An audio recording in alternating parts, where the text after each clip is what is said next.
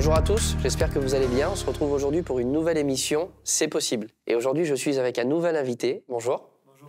Est-ce que tu peux te présenter? Je m'appelle Ruben, j'ai 25 ans. Je suis marié depuis le mois d'août et je fais partie des leaders de louanges de Tout est possible avec Jésus à Perpignan, donc dans le sud. Aujourd'hui, on va parler des promesses. Aujourd'hui, on parle de promesses. Est-ce que tu peux nous en dire un petit peu plus? Moi, dès l'âge de 12 ans, j'ai reçu une promesse euh, par un serviteur de Dieu. Donc, j'étais à un rassemblement où il y avait de la louange, où il y avait la parole de Dieu. Parce qu'il faut savoir que j'ai baigné quand même dedans quand j'étais petit. Mes parents servaient Jésus. Donc depuis tout petit, j'ai connu les choses de Dieu. Et un soir, il y a une personne qui est venue, donc un homme de Dieu, et a prophétisé sur ma vie. Donc il m'a dit de la part de Jésus que j'allais être un conducteur de louanges. Donc quand tu as reçu cette parole, tu as été acheter un instrument ou c'est quelque chose que tu as gardé dans ton cœur et tu t'es dit c'est pour plus tard? Alors moi, vraiment, je l'ai pris dans mon cœur.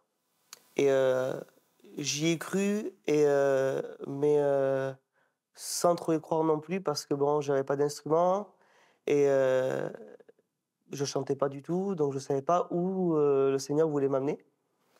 Et, euh, et je me rappellerai tout le temps, donc après cette promesse-là, pour la Noël, mon père m'a acheté ma première guitare. Donc ça, je me rappellerai tout le temps. Et j'ai commencé à jouer de la guitare. Et, euh, et vraiment, j'ai commencé à évoluer. Donc j'ai appris tout seul, juste avec mon père. Et vraiment, j'ai commencé à vraiment bien apprendre dans la guitare. Mais ce qui s'est passé, c'est que comme j'étais très jeune, j'ai de suite j'ai commencé à grandir. Et après, ensuite, j'ai, comme tous les jeunes font, la compagnie. Et la compagnie m'a amené à laisser tomber un peu ça et partir un peu dans le monde parce que, parce que je voulais savoir aussi ce qu'était le monde. Et de là, j'ai de suite vu que en fait, dans le monde, j'avais rien à gagner, quoi. Et que la joie que j'avais eue quand j'étais petit, j'arrivais plus à la retrouver, en fait.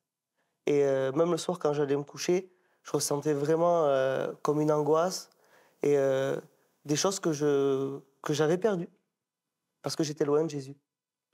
Donc la compagnie a été pour toi un obstacle à la promesse. Oui, c'est vraiment, ça a été la compagnie parce que, au mieux de me rapprocher de Dieu et continuer dans la promesse que Dieu m'avait donnée, en fait, j'ai commencé à faire ce que le monde faisait et à sortir. Mais bon, je remercie le Seigneur parce que le fait que j'ai été touché très jeune, j'ai jamais fait des choses dans l'excès.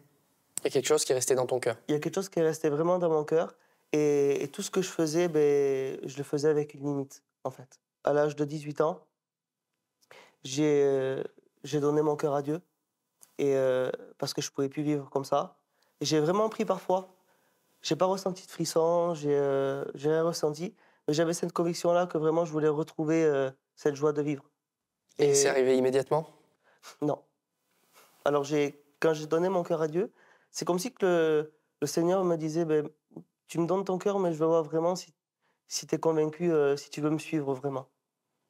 Et donc il y a eu un chemin, qu'est-ce qui s'est passé?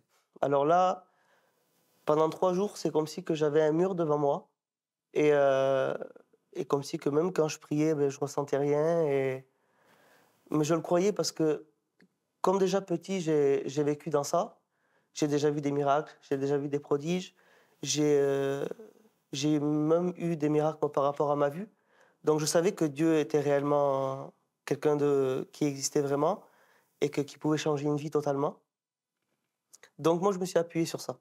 Et au bout de 3 jours, quand j'ai commencé à aller vers mes parents et me dire, oh, papa, je suis chrétien, j'ai donné ma vie à Jésus.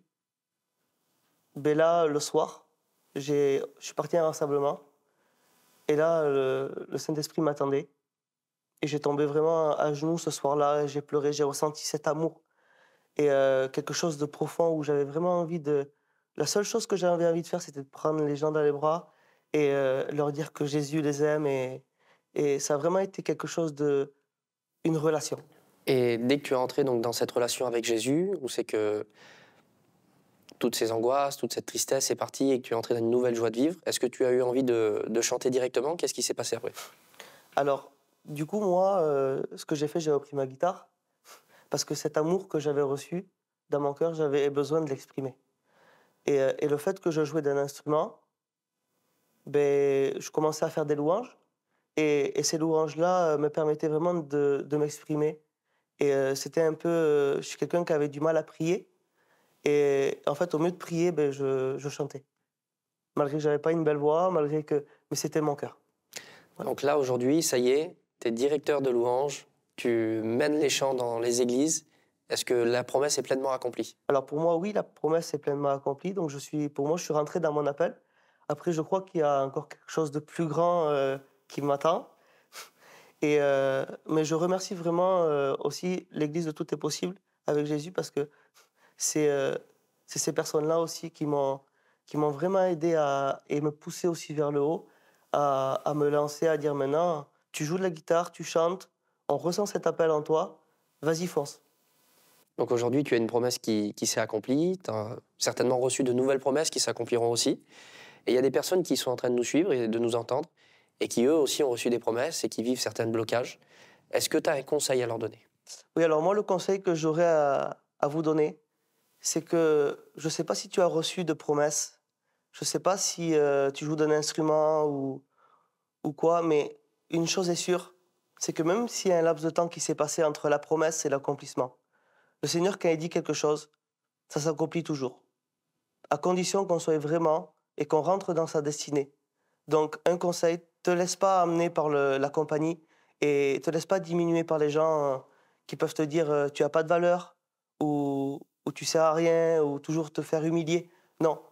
Moi, quand j'ai vraiment rencontré Jésus, j'ai de suite compris que j'avais de la valeur et que ce que Dieu m'avait dit, ben, j'étais capable de le faire. S'il nous le dit, c'est que tu es capable de le faire.